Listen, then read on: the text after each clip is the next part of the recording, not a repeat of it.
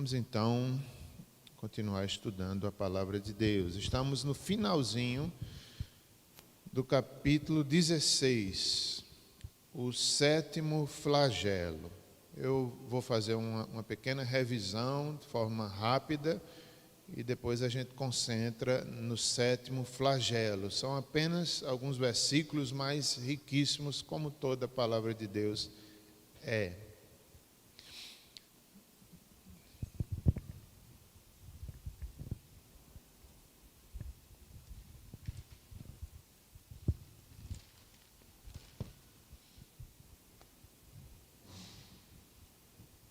Como os irmãos já sabem, esse estudo, a maioria das citações, dos pensamentos teológicos que estamos citando, são tiradas aqui do livro, da coleção, 3 volumes, do pastor Leandro Lima, Exposição do Apocalipse. Estamos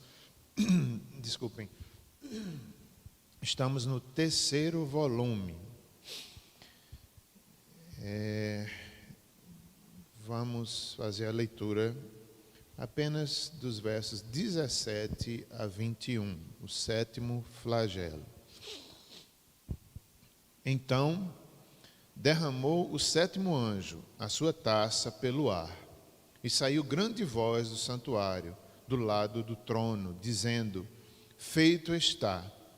E sobrevieram relâmpagos, vozes e trovões, e ocorreu grande terremoto, como nunca houve igual, desde que há gente sobre a terra. Tal foi o terremoto, forte e grande. E a grande cidade se dividiu em 3 partes, e caíram as cidades das nações. E lembrou-se Deus da grande Babilônia, para dar-lhe o cálice do vinho do furor da sua ira. Todas as ilhas fugiram, e os montes não foram achados. Também desabou do céu sobre os homens grande saraivada, com pedras que pesavam cerca de 1 talento. E por causa do flagelo da chuva de pedras, os homens blasfemaram de Deus, porquanto o seu flagelo era sobremodo grande. Irmãos, esse capítulo 16 é um dos capítulos, segundo o próprio Leandro Lima, mais desafiadores em questão de interpretação bíblica. São vários símbolos e, no entanto, é muito importante.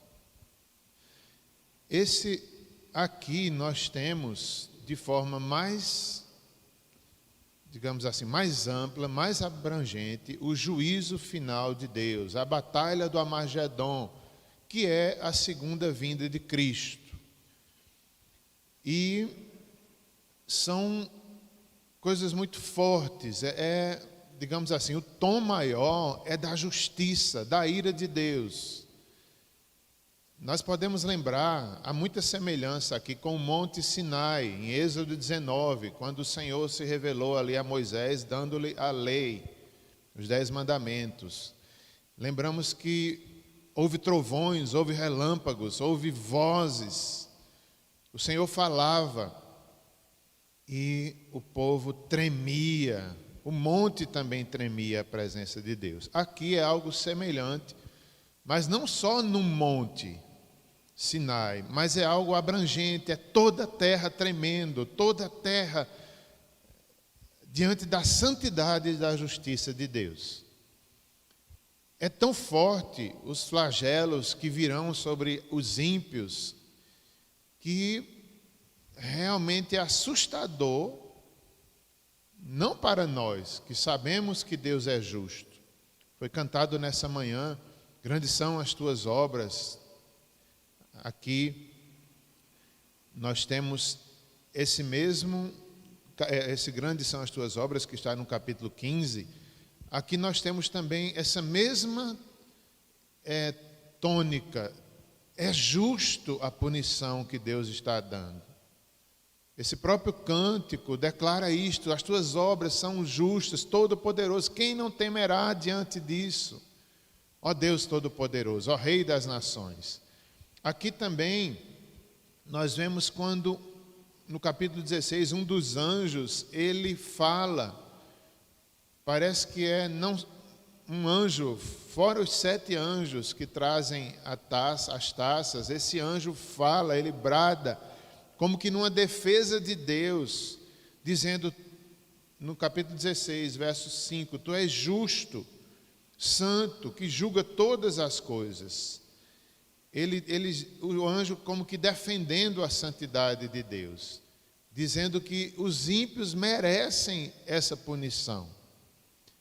Então, esse capítulo realmente é muito complexo, muito forte, porque a justiça de Deus é a justiça transformada em ira no final sobre o ímpio, que ainda diante de todos esses flagelos se endurece, se rebela, blasfema.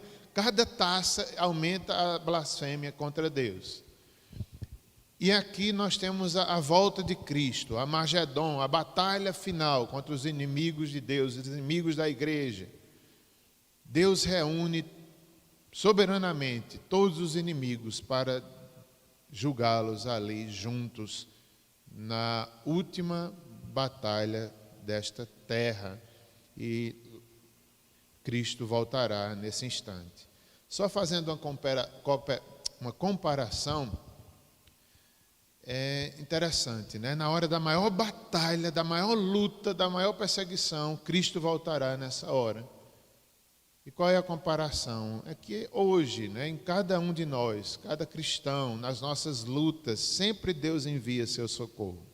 Sempre Deus envia seu Espírito. Sempre Deus dá uma provisão, um consolo. Até os mártires que perdem a vida, mas perdem na esperança, na presença de Deus sobre eles, como Estevão, sendo apedrejado e vendo a glória de Deus. Então, há sempre uma provisão sobre o povo de Deus. E a segunda vinda de Cristo será assim, no momento de lutas, guerras e coisas terríveis acontecendo, demônios saindo para chamar os reis da terra para a batalha, e eles atenderão, e ali serão reunidos, e o Senhor voltará nesse momento. Ainda no capítulo 16, no início, estou fazendo um pequeno resumo para depois a gente chegar no verso 17 a 21, na 7ª taça. Ainda no capítulo 16, versos 12, nós vimos aqui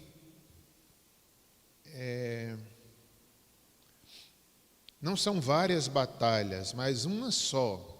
Apocalipse reconta várias vezes essa mesma batalha final, aqui nomeada de Armagedon, onde os homens liderados por Satanás se dispõem a guerrear contra Deus. Que pensamento terrível! Como é que o homem ousa lutar contra Deus? Assim será Armagedon, né? Os homens, incentivados por demônios, por Satanás, ousam se rebelar contra Deus. Foi assim em Nabucodonosor, de forma mínima. Foi assim no rei Ezequiel, quando Senaqueribe também ameaçou, blasfemou contra Deus. No entanto, em Armagedon será algo geral. Os homens ousarão blasfemar contra Deus, influenciados e liderados por Satanás. Antes da segunda vinda de Cristo, haverá grande corrupção humana. A corrupção humana estará no auge, como nos dias que antecederam o dilúvio. Mateus 24, 37. E a gente vê isso aqui nesse texto, meus irmãos. Cada flagelo, cada taça, a corrupção aumenta.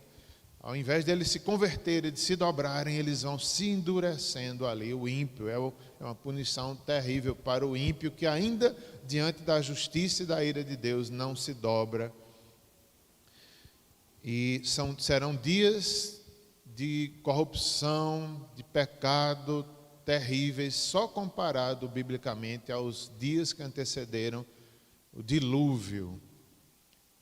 Os homens estarão realmente de forma terrível, se rebelando contra Deus. Os versos 13 diz, ainda do capítulo 16, fala que espíritos de demônios, operadores de sinais, eles sairão da boca do dragão, que é Satanás, da besta, sistemas políticos e econômicos, e do falso profeta, que é a falsa religião. Os espíritos malignos, como que de rã, espíritos de demônios, operadores de sinais, são comparados a rãs ou a sapos. Nada contra o animal em si, não é? Mas é um simbolismo. E eles sairão da boca de Satanás e dos seus instrumentos, a besta e o falso profeta, e assim atingirão, conclamarão os reis da terra. Biblicamente falando, isso já aconteceu também, de forma mínima. A história de Israel conta isso, quando espíritos enganadores na boca dos profetas enganaram reis. E eu fico tentando fazer uma aplicação aqui, não é? Eu acredito que esses espíritos malignos ainda hoje agem sobre o domínio de Cristo, é claro, mas eu fico imaginando que eles vivem a tentar as autoridades de toda a terra. Não é à toa que a Bíblia manda a gente orar pelas autoridades.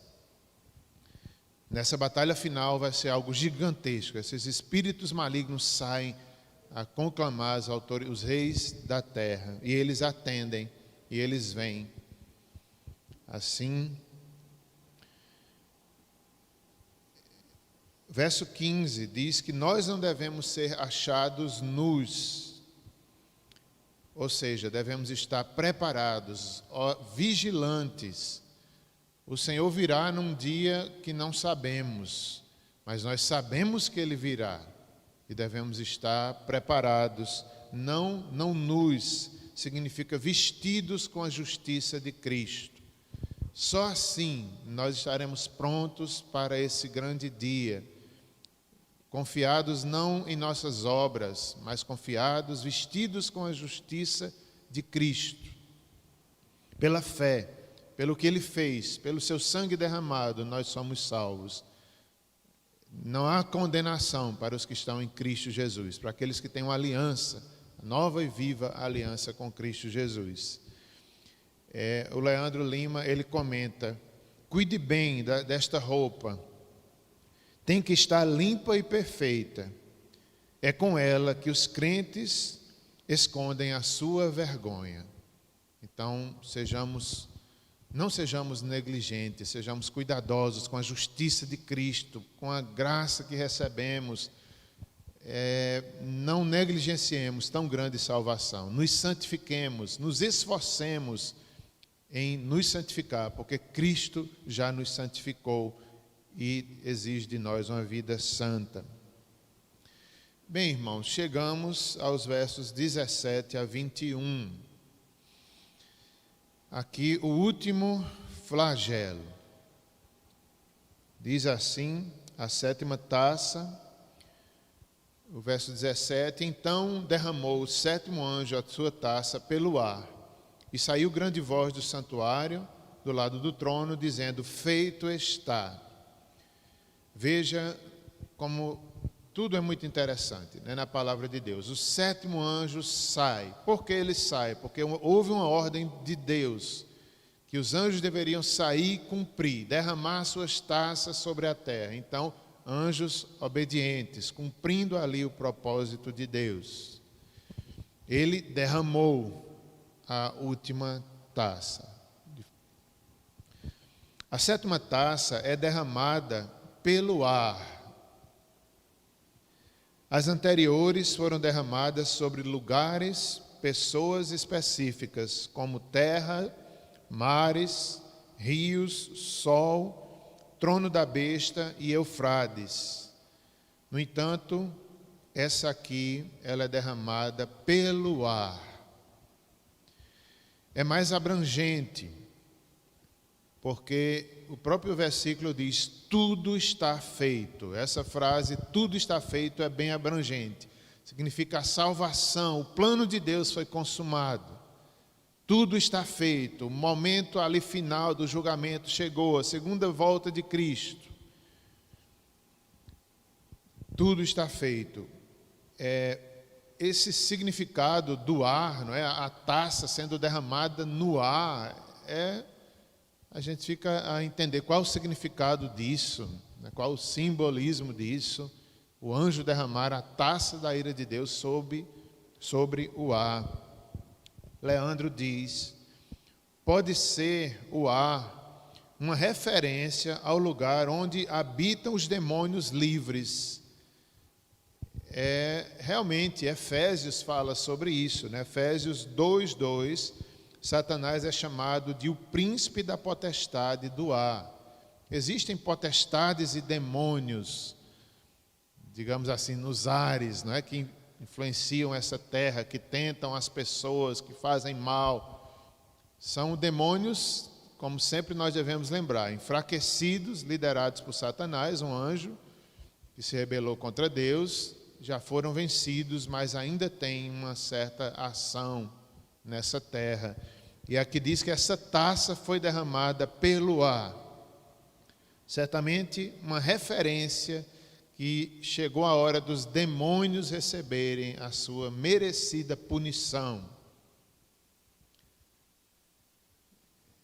Como isso é interessante, né? Todos os demônios que hoje fazem mal, matam, roubam, destroem, o seu fim já está marcado, onde eles serão punidos pelo próprio Deus. Essa sétima taça será derramada sobre o ar. Poderia ser interpretado como um momento de punição das forças demoníacas que anteriormente foram utilizadas para castigar os homens. Eu fiquei me lembrando das histórias bíblicas, né? Aquele homem, o endemoniado de Gadareno, aquela mulher que orou pedindo que Jesus curasse sua filha endemoniada.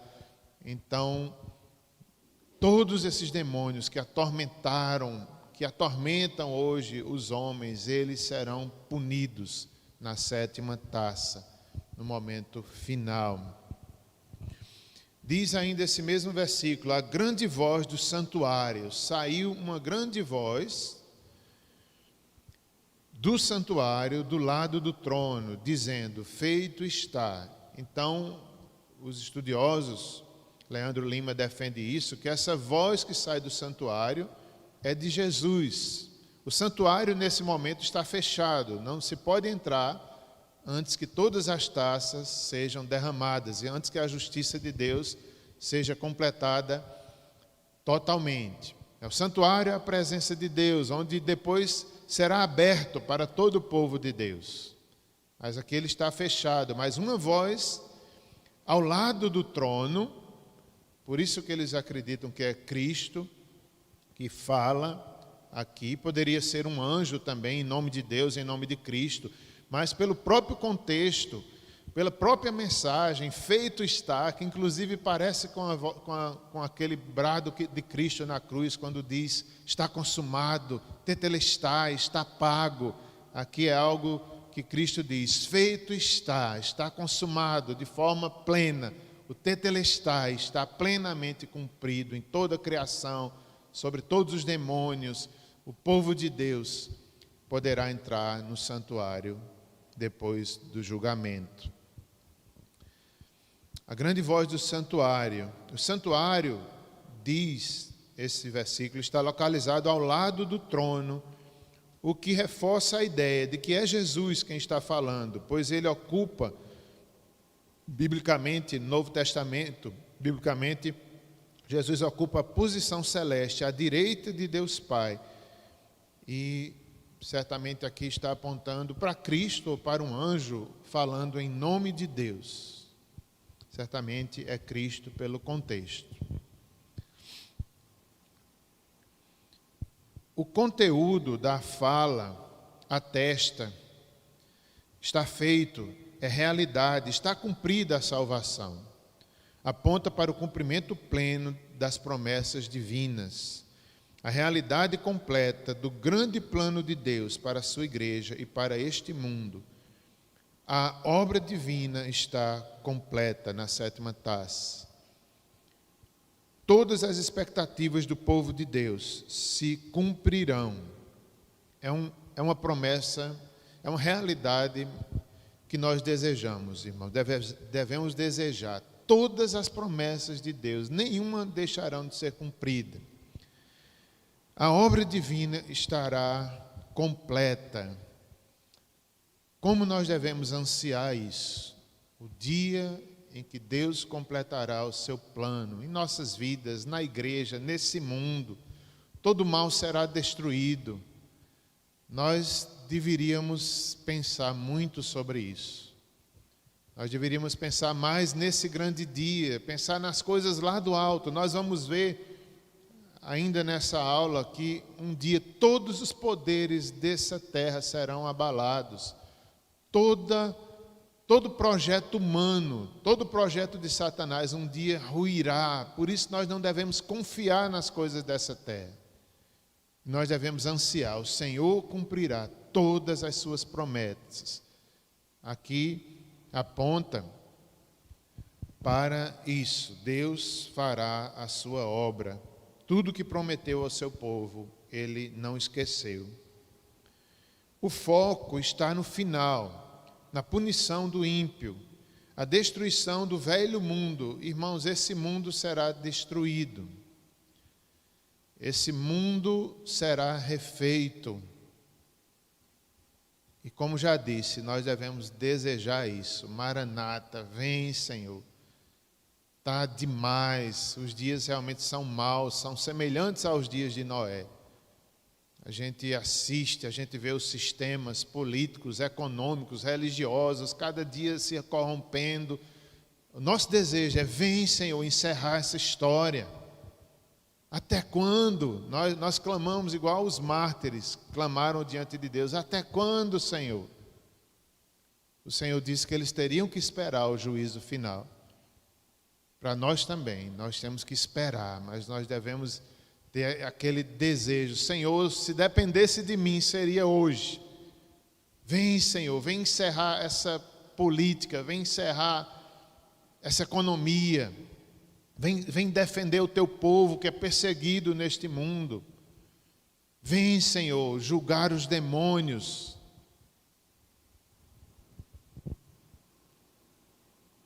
A completa redenção do povo de Deus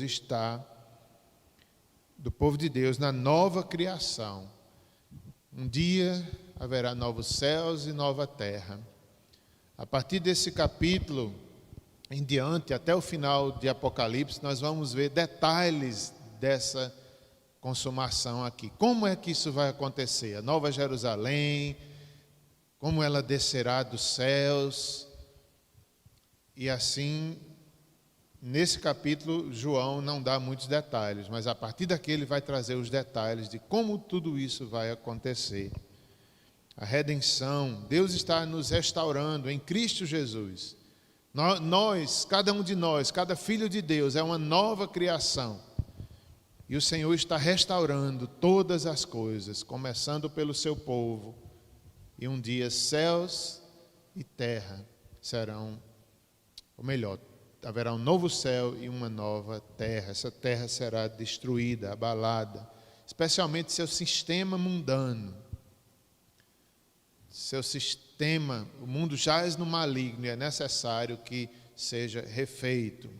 Haverá uma nova criação. Verso 18 diz assim: E sobrevieram relâmpagos, vozes e trovões, e ocorreu grande terremoto, como nunca houve igual, desde que há gente sobre a terra. Tal foi o terremoto, grande e forte. Então, meus irmãos, quando Deus fala, quando o anjo derrama a sétima e diz que tudo está consumado, imediatamente acontece esses relâmpagos, vozes, trovões e um terremoto que nunca houve igual. Eu fiquei ontem pensando nesse terremoto, né? Nos que acontecem, que a gente pode medir a escala. Esse aqui é imedível, não tem como medir a escala dele. Abalará todo o cosmos, não só a Terra. Eu fiquei pensando qual foi o maior terremoto que houve nessa terra. Diz aqui que é o maior, como nunca houve, desde que houve gente sobre a terra. Eu fiquei pensando, eu digo, meu Deus, pensando como biólogo, né, que eu fui. Meu Deus, será que houve algum terremoto antes de Deus criar o homem? Não sei, talvez. Mas o texto diz que depois que Deus criou o homem nessa terra, nunca houve terremoto tão grande. Há um significado teológico nesse terremoto, como em tudo aqui que a gente está vendo, né? São símbolos de verdades espirituais. E mesmo num relâmpago, vozes e trovões, é Deus falando, é a voz de Deus. O terremoto também tem um significado teológico que nós estaremos vendo agora. O terremoto foi forte e grande. Qual o significado teológico? É algo que afeta o cosmos. O cosmos. E não apenas algum lugar específico da Terra, que chacoalha a criação. Meus irmãos, que coisa incrível será essa verdade teológica. Tudo será abalado. Certamente haverá um terremoto literal. Eu não sei se haverá um terremoto literal, mas espiritualmente falando, isso tudo acontecerá. Eu acredito que sim, que será um terremoto literal também pela destruição que acontecerá aqui na terra. Inclusive, é muito semelhante ao que Jesus disse ali em Mateus 24: não ficará pedra sobre pedra. Então, certamente é um terremoto literal. Dará uma chacoalhada em toda a criação, abalando todas as estruturas do mundo velho, levando a morte para o estabelecimento da nova criação e do novo mundo. Isso aqui é uma citação do Leandro do Lange, na página 205. E é bem interessante, meus irmãos. Como eu já falei desde o início, esse capítulo é muito forte. A gente fica dizendo, meu Deus, isso é justo, essa destruição é justa. O anjo diz que é Deus, a justiça de Deus é santa, é plena. Ele está aqui punindo o mal. É necessário destruir, porque essa terra está corrompida. Mas das ruínas dessa terra, o Senhor fará algo novo, novos céus, nova terra, descerá do céu a nova Jerusalém. É algo tão incrível, espantoso, que nós tememos e trememos. O cosmo, a criação, será destruída, abalando todas as estruturas do mundo velho, que é esse que nós vivemos.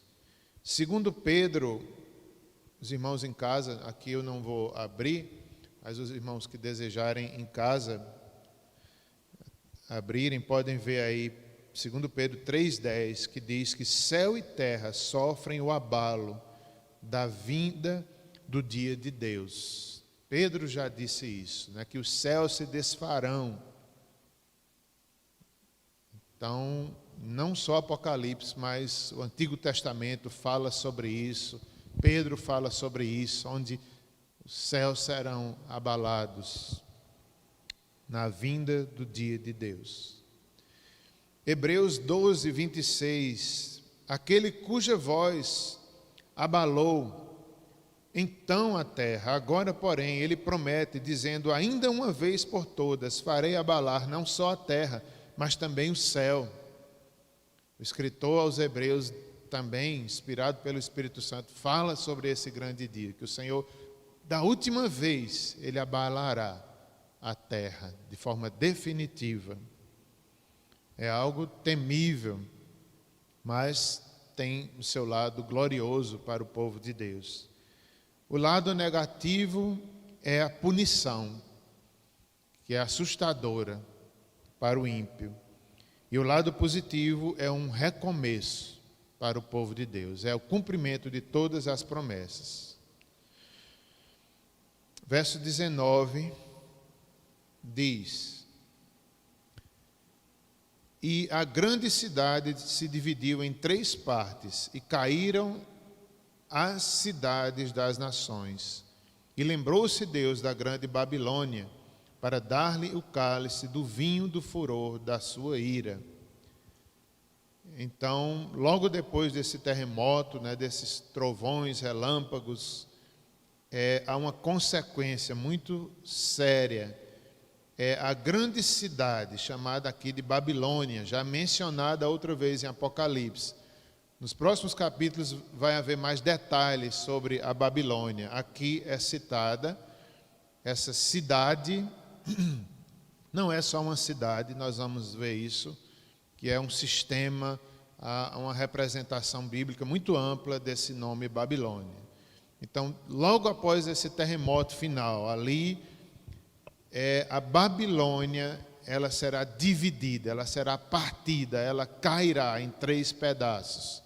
Como se, na figura de Apocalipse, como se um lado direito caísse, lado esquerdo caísse, o meio ali arriasse, quebrando tudo. A grande cidade, os sistemas desse mundo. A grande cidade se dividiu em 3 pontes. É uma consequência direta do terremoto, sem precedentes, o colapso da grande cidade. Essa grande cidade, ela é uma referência à Babilônia antiga, lembra? Ela que foi palco do cativeiro do povo de Deus. Havia um sistema sério ali na Babilônia, como em todo mundo, não é? Mas aqui representa a maldade e ela cairá. Representa também a figura de Roma, seus poderes, sua imoralidade, sua falsa política corrompida, que, meus irmãos, a capital Roma e todas aquelas outras igrejas, ou melhor, todas as outras cidades da Ásia, eram uma extensão do que acontecia em Roma.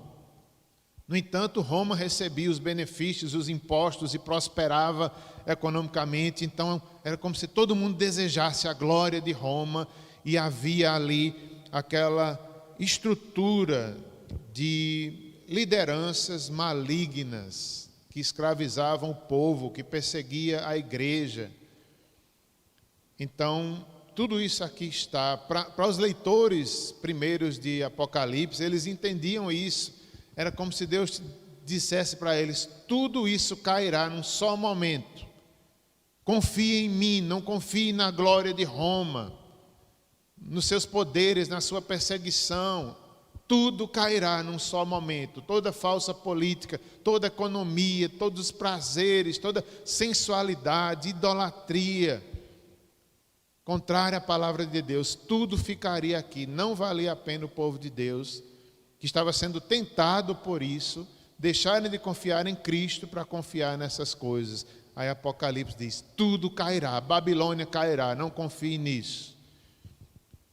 Tudo que o homem colocava a sua expectativa na política, na falsa política, na falsa economia, nos prazeres mundanos, Cristo estava dizendo: não confie nisso, tudo isso ruirá num só instante. É como se dissesse assim: Roma cairá e as outras cidades vão cair como um dominó atrás dela. Não só em Roma, mas significava também todo um sistema mundial. A Babilônia, a grande cidade, significa isso, que vai cair logo após o terremoto, da santidade e da justiça de Deus. Todo o sistema mundano, perverso, corrupto e sedutor. Interessante que já foi citado isso aqui em Apocalipse 11, verso 8, 3 nomes de cidades que representavam esses sistemas, que era Sodoma, Jerusalém e Egito. Os nomes espirituais dessa cidade, né? Não era uma cidade, mas era todo o sistema mundano representado por essas 3 cidades: Sodoma, imoralidade; Jerusalém, perseguição; e Egito, escravidão. É isso que ainda hoje o mundo tenta fazer conosco. Então era uma promessa: tudo isso cairá. Todo o sistema humano de vida neste mundo será atingido. Tudo que o homem construiu é alvo da destruição imposta pelo juízo divino, né? Claro que tudo que o homem construiu sem Deus, a Torre de Babel, tudo que o homem construiu sem Deus um dia ruirá, não se sustenta. E aqui é uma lição muito grande para nós, né? Em quem nós temos confiado, em quem está a nossa segurança. Deve ser em Deus, deve ser em Cristo, a rocha verdadeira. Nossos pés estarão firmes, não serão abalados, nem nesse grande dia. Nós não provaremos dessas taças, nós não beberemos desse cálice. Nossos pés estão firmes na justiça de Cristo.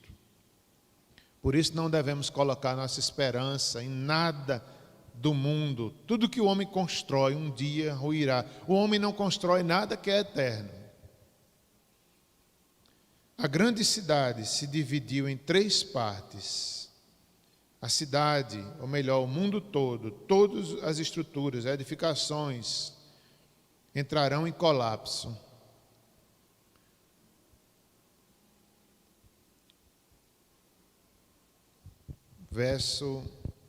Próximo verso.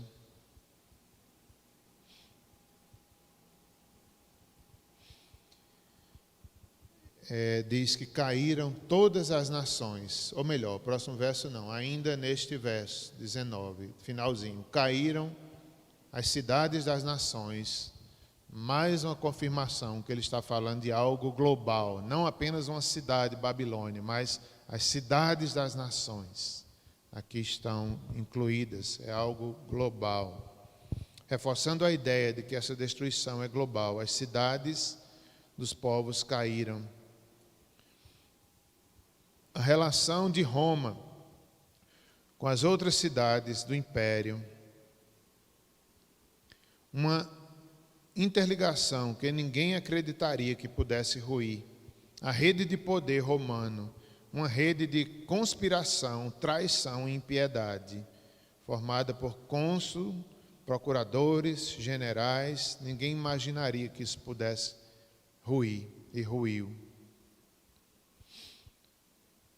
As obras humanas, mesmo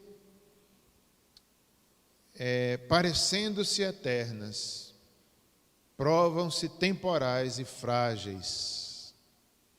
Veja como isso é importante, irmãos. Tudo que é humano, que parece eterno, a gente por causa do nosso pecado, a gente se engana facilmente com as obras da carne, com os poderes dessa terra, como se fossem eternos. A gente dá maior valor. Mas aqui nós vemos que tudo é temporal, tudo é frágil demais para que coloquemos nossa esperança eterna nisso. Nós vemos aqui a incapacidade humana de fazer algo durável. Por causa do seu pecado, o homem ficou assim. Aqui evidencia-se o erro humano. Apostar todas as suas esperanças em coisas transitórias. Esse é o erro do ser humano, apostar tudo que tem em coisas passageiras e transitórias, ao invés de confiar em Deus e viver para a glória de Deus.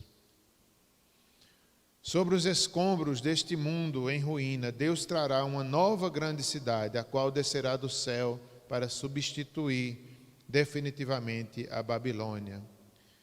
Ainda no verso 19, estamos caminhando para o final, diz assim: lembrou-se Deus da grande Babilônia, para dar-lhe o cálice do vinho do furor da sua ira. Nós temos aqui, meus irmãos, o momento que Deus se lembra do mal e vai punir a Babilônia e todo o mal. Deus se lembra. Essa expressão bíblica, não é que Deus seja esquecido ou que Deus seja homem para esquecer de alguém ou de alguma de suas promessas, não. Mas ela tem um sentido de que chegou a hora de Deus agir. Nós vemos isso em Gênesis, ou melhor, é um retorno no Antigo Testamento. Sempre que se fala essa expressão, lembrou-se Deus no Antigo Testamento, é uma retomada à aliança de Deus com seu povo. Significa Deus se lembrou da sua aliança e é hora de Deus agir. Quando a gente ora por alguém, Senhor, lembra-te de fulano. Deus não está esquecido, mas a gente está dizendo, Senhor, age agora, tem misericórdia, lembra-te da aliança, lembra-te do sangue de Cristo. Em Gênesis 19, 29, Deus se lembra de Abraão e retira Ló de Sodoma antes da destruição. Em Gênesis 8:1, Deus lembrou-se de Noé e dos animais e fez as águas baixarem. Em Êxodo 2:24, ao ver o gemido do povo no Egito, Deus se lembra da sua aliança com Abraão, Isaque e Jacó e começa a agir para tirar o seu povo da servidão. Isso aqui aponta para a fidelidade divina, para cumprir suas antigas promessas. Só que aqui, meus irmãos, essa lembrança de Deus é sobre a Babilônia, a justiça de Deus. Deus se lembra, ou melhor, chegou a hora de Deus fazer justiça contra tudo que fez o povo de Deus sofrer, tudo que desonrou o nome de Deus, aqui será julgado. Versos 20 e 21. Todas as ilhas fugiram e os montes não foram achados. Também desabou do céu sobre os homens grande saraivada, com pedras que pesavam cerca de 1 talento. E por causa do flagelo da chuva de pedras, os homens blasfemaram de Deus, porquanto seu flagelo era sobremodo grande. Então, meus irmãos, no verso 20, nós temos aí a destruição de todos os ímpios. Também todas as ilhas fugiram e os montes não foram achados, como quem diz assim, ninguém escapará, nem Babilônia, nenhuma nação, e nem mesmo as ilhas, elas, quando Babilônia cair, elas cairão como pedacinhos de papel também. É esse sentido, nem as ilhas, ninguém escapará do juízo de Deus, nem os montes, tudo será abalado, os ímpios. Devemos lembrar que isso aqui é uma punição para os ímpios, não para a igreja. E o verso 21, Deus destruirá todos os seus inimigos, inimigos do seu povo, conduzirá seus eleitos através do novo êxodo em direção ao novo céu e à nova terra. Então, aqui, pastor Leandro, ele compara ao novo êxodo, né? O pessoal ali saindo do Egito para a nova terra, Canaã. Aqui Deus também está nos libertando para o novo êxodo. Estaremos indo para Nova Jerusalém. Também desabou do céu sobre os homens, grande saraivada, né? Chuva de pedras. A Bíblia narra que isso já aconteceu. Algumas vezes, algumas cidades provaram dessa chuva de pedra mandada por Deus com fogo. Inclusive, algumas batalhas de Israel que é dito que morreu mais gente da chuva de pedra do que na guerra. Então, Deus fez isso, eu acho que no Egito também. A chuva de pedra aqui. Inclusive, Jesus também disse, não é? Não ficará pedra sobre pedra. Talvez tenha alguma coisa a ver. Só que aqui cairá uma chuva, né? De pedras. Cada pedra pesava cerca de 50 quilos, misericórdia. Imagina essa chuva na terra inteira. Fica o quê? Meu Deus.